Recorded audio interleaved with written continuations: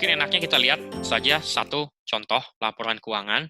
Ini adalah laporan keuangan PLN. Mungkin teman-teman juga tahu PLN. Bukan mungkin kali ya, semua orang pasti tahu siapa PLN. Ini perusahaan negara, perusahaan listrik negara yang kalau kita analisis secara value chain, mereka mulai dari bagaimana memproduksi listrik, apakah dia mempunyai pembangkit listrik sendiri, atau mungkin dia membeli listrik dari pembangkit listrik swasta. Jadi setelah mereka beli, mereka transmisikan, mereka distribusikan kepada pelanggan, lalu pelanggan itu akan membayar listriknya, dan itulah sebagai revenue-nya dia, sebenarnya revenue PLN. Dan ini kalau kita lihat di laporan keuangannya, ini ada ada balance sheet, ada aset lancar dan tidak lancar, ada juga liabilities dan ekuitas. Ini mungkin agak sedikit unik ya. Jadi ekuitas di atas, liabilitasnya di bawah, lalu aset tidak lancarnya di atas, aset lancar di bawah. Nah, ini ada laporan laba rugi. Sorry, saya pindahkan sini dulu. Laporan laba rugi, pendapatannya berapa, beban usahanya berapa, rugi usahanya berapa. PLN ternyata rugi usaha, laba usahanya berapa, laba sebelum pajaknya berapa, karena ini ada penghasilan lain-lain atau mungkin ada subsidi dari pemerintah. Lalu laporan arus kasnya, laporan arus kas dari aktivitas operasinya, dari investasinya, dari pendanaannya seperti apa. Nah, ini informasi seperti ini akan lebih bisa dipahami kalau kita akan melakukan analisis, itu kalau kita juga membaca catatan atas laporan keuangannya. Jadi catatan laporan keuangan itu akan menjelaskan satu-satu. Misalnya aset tetapnya itu apa, berapa jenisnya apa saja. Di dalam catatan laporan keuangan itu mereka akan jelaskan seperti ini, lalu pencatatannya sistemnya seperti apa, apakah mereka mengakui berdasarkan waktu perolehan atau berdasarkan dengan bagaimana mereka mencatatkannya, itu dijelaskan semua, kebijakan akuntansinya semuanya dijelaskan. Nah, kalau kita lihat lagi gampang ini supaya lebih jelas, ini satu contoh laporan laba rugi dari PLN. Ini mohon diabaikan yang 2020-2021, ini hanya sebagai gambaran saja. Kalau tadi saya sampaikan bahwa PLN ini adalah suatu perusahaan yang memproduksi listrik, mentransmisikan, lalu menjual listriknya. Sehingga mudahnya seperti itu value chain-nya mereka. Dan kalau kita lihat seperti setiap tahun penjualannya terus meningkat, karena memang itu sesuai dengan pertumbuhan ekonomi. Ketika pertumbuhan ekonomi bertumbuh, pastinya ekonomi ini harus ditopang dengan pemenuhan kebutuhan energi listrik. Kalau pastinya kan ketika orang membangun pabrik baru, pasti mereka membutuhkan listrik, membangun smelter baru mereka membutuhkan listrik, dan inilah yang secara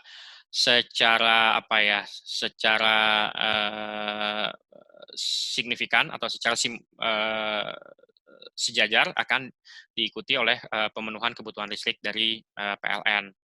Lalu juga jumlah connection fees-nya juga akan ini berkurang. Lalu nah, kalau kita melihat berarti kan kalau kita punya power plant sendiri, berarti kan kalau kita punya pembangkit, berarti kan pembangkit itu ada yang membangkit listrik, tenaga uap, berarti dari batu bara, berarti kita harus belikan fuel-nya berupa batu bara. Ada yang membangkit listrik tenaga diesel, berarti kita harus membelikan solarnya. Dan ini kalau kita lihat ternyata pada tahun 2020 mereka akan bukan menikmati ya, mereka kan biaya meskipun bertumbuh, tapi ternyata biaya listrik, biaya bahan bakarnya menjadi turun. Mengapa? Karena harganya memang turun. Jadi mungkin teman-teman tahu sekarang terjadi perang antara Amerika dengan perang dagang maksudnya antara Amerika dengan negara-negara Teluk untuk memproduksi minyak. Mereka jor-joran untuk memproduksi minyaknya sehingga supply menjadi berlebih dan akibatnya harga menjadi turun. Nah, harga menjadi turun ini tercermin dalam jumlah pembelanjaan bahan bakar yang dibeli oleh PLN menjadi turun.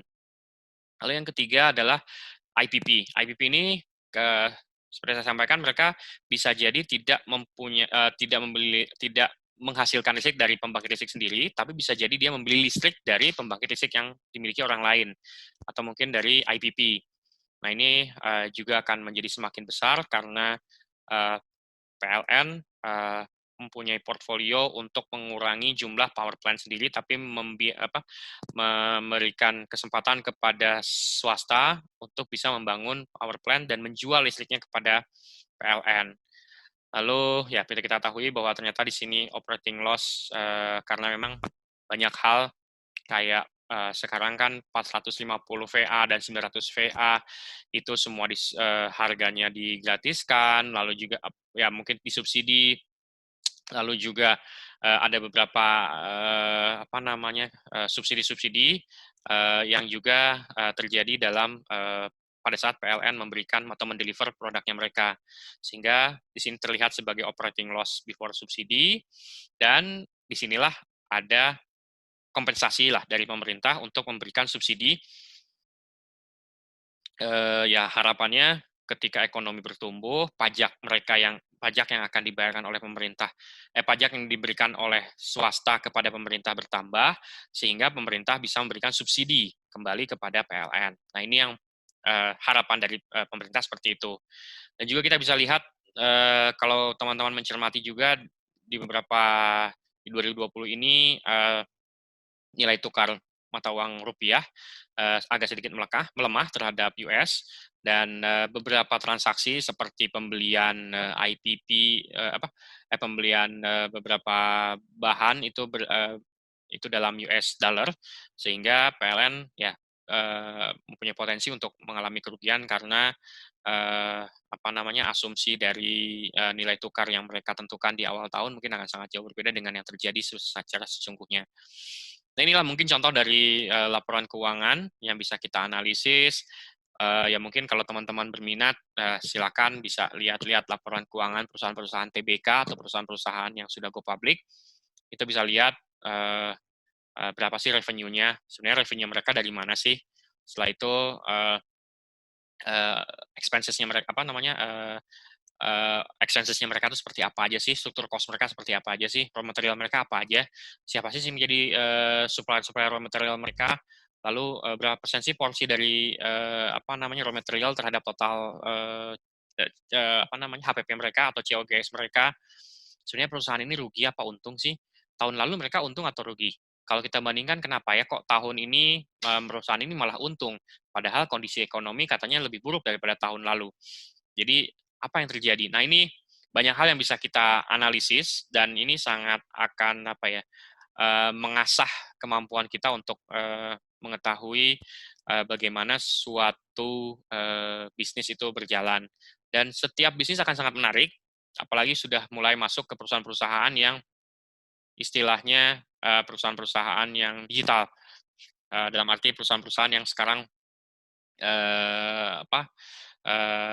tidak perusahaan-perusahaan yang hanya beli, produksi, perbaiki, tingkatkan kualitasnya, tingkatkan value-nya, lalu jual. Tapi justru mereka punya bisnis model sendiri, dan ini kayaknya untuk bisnis model kita bisa bahas di lain waktu.